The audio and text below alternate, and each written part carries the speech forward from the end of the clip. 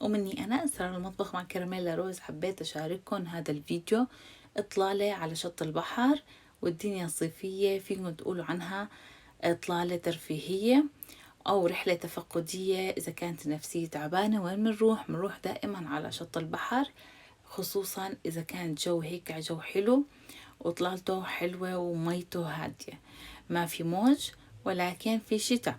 الدنيا صيف ولكن الشتاء قائم. هون كانت الاحتفالات بشط ترافوموندا والكرفانات فاتحين عم بيبيعوا مأكولات تقليدية وشغل يدوي، ولكن زي ما انتم شايفين الدنيا عم تشتي. وهاي السنة ما في عالم زيادة تروح لهنيك وتشارك وتشتري، فمشان هيك باء بالفشل هاي السنة. وزي ما انتم شايفين هاي السفينة، انا هون كاتمة الصوت مشان اقدر اسجل لكم. هاي السفينة بتنقل سفينة تانية وبنفس الوقت فيها احتفالات رهيبة، اصوات طالعة، صريخ، اغاني، عالم عم تحتفل. كل واحد بنبسط بهالدنيا على طريقته، كل واحد عنده عقل وعنده تفكيره، عاداته وتقاليده اللي بينبسط فيها. كل واحد بفكر شكل بهالدنيا. ممكن أنا ما أفكر بهاي الطريقة ولكن غيري بفكر بهاي الطريقة. أنا لازم أطلع بهالمكان هذا على هاي السفينة حتى أقدر أرفه نفسي وأرتاح نفسيا. في ناس لا بتلاقي مكانها مكان تاني، وفي ناس بتلاقي مكانها أكتر حبا بالعبادة. فأنا بشوف يعني الإنسان يكون معتدل.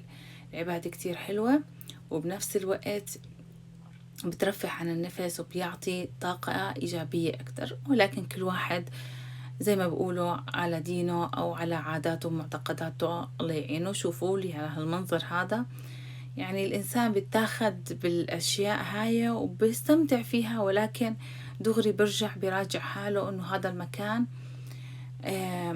مو لإلنا، أو فينا نقول في لناس تانية ممكن تنبسط، ممكن نحن نروح نضحك شوي، ولكن صعب أشارك بهيك مشاركات. أنا عم بحكي عن حالي. إذا أنتوا بتشوفوا هذا الشي عادي فاكتبوا لي بالتعليقات شو رأيكم بهذا الشي، شو رأيكم بتروحوا بتعملوا هيك أجواء وبتشاركوا فيها، ولا خلص ممكن تكونوا رايحين تمشوا تمشي على شط البحر بتطلوا على هيك أجواء وبتمشوا ولا كأنه شي صار أو شي شفتوه. فبتمنى تكتبوا لي بالتعليقات إذا هذا الفيديو عجبكم، إذا رأيكم من رأيي اكتبوا لي وخليني استمتع اشوف الناس شلون آرائها وانتو شو عاداتكم. وبس خلصنا وروحنا، كان هون العشاء مستنينا. دينش كمان هون الدنيا كانت كمان ليل، يعني كملت الفيديو. كانت الطبخة كوسة سلق ولحمة وبندورة طعمة كتير طيبة، طبخ لنا اياها جوز اختي فكتير طيبة كانت. فهلا رح ناكل وبعدين كل واحد بس ياكل والولاد الصغار ياكلوا كمان حنروح بيوتنا. كانت الإطلالة كتير حلوة والعشاء كمان كتير أطيب وأطيب. الرزات كتير زبطات والأكلة هاي كتير طيبة. رح ساويها أنا وياكم. هلا أنا ما بعرف صور لكم إياها لأنه حامية والبخار عم بطلع منها، وأكلة المستعجلين يعني زي ما بقولوا، لازم يخلص الواحد وبنفس الوقت تشوفوا لي والله العظيم طيبة. رح اسويها انا وياكم على القناة. بتمنى اذا عجبكم الفيديو حبايب قلبي، قناة بحاجة لدعمكم، محبتكم، مشاركتكم مشان تقدر القناة تستمر وتوصل لأكبر عدد من المشتركين والفيديو يرتفع مشان القناة تكتر وعدد المشتركين يتضاعف. فأنا بتمنى منكم المشاركة ومشاركة الفيديو، وإذا عجبكم لا تنسوني من الدعم.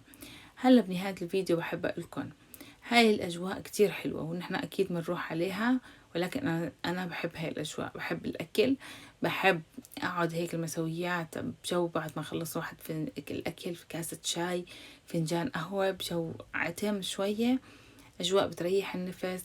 وبالأخير بنروح على صلاتنا على قيامنا وبعدين على فينا أقولكم بعدين تصبح على خير. فهلا خلص الفيديو معي، أشوفكم فيديوهات جديدة كتير حلوة ومتنوعة، فيها شي من الترفيه وفيها شي من الضحك، أو كمان فينا نقول الطبخ عنوان قناتي، فرح الضلال الطبخ هو الأساسي بالقناة. أشوفكم فيديو جديد وسلام.